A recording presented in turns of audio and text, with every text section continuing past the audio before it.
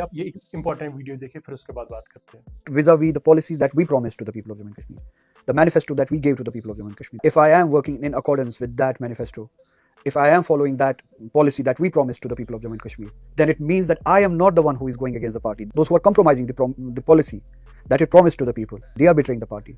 Wouldn't it then be right Right. for you to resign, seek a fresh mandate, and raise these issues? This relationship is going to end, and it is going to end very soon. نے دیکھا ہوگا کہ آگر روح اللہ کیسے threaten کر رہے ہیں, کیسے وہ بول رہے ہیں کہ میں نیشنل کانفرنس سے ریزائن دوں گا, اور اپنی جو گریونسز ہیں وہ ایڈریس کرنے کی کوشش کر رہے ہیں. یہاں پہ ٹھیک ہے, وہ یہ بولتے ہیں کہ جو نیشنل کانفرنس سے آگر روح اللہ کا جانا ہوگا یہ وہی رول پلے کرے گا جو مہاراشٹر میں ہم نے دیکھا, جو ہم نے کرناٹکا میں دیکھا کہ گورنمنٹس بنائی گئی تھی کیونکہ ڈیفیکشن ہو گیا تھا, پھر جو گورنمنٹس ہے وہاں پہ بنائی گئی تھی.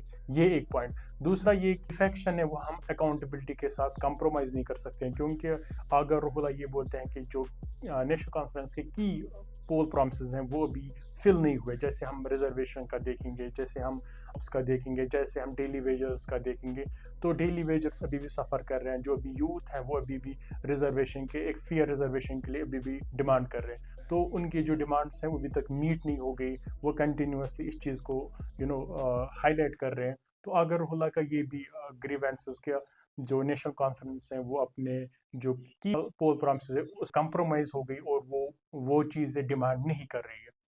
ویدر آگر روح اللہ کے جانے سے نہ جانے سے کتنا اثر پڑے گا, اور کیا کوئی اثر پڑے گا نہ پڑے گا, یہ تو وقت ہی بولے گا.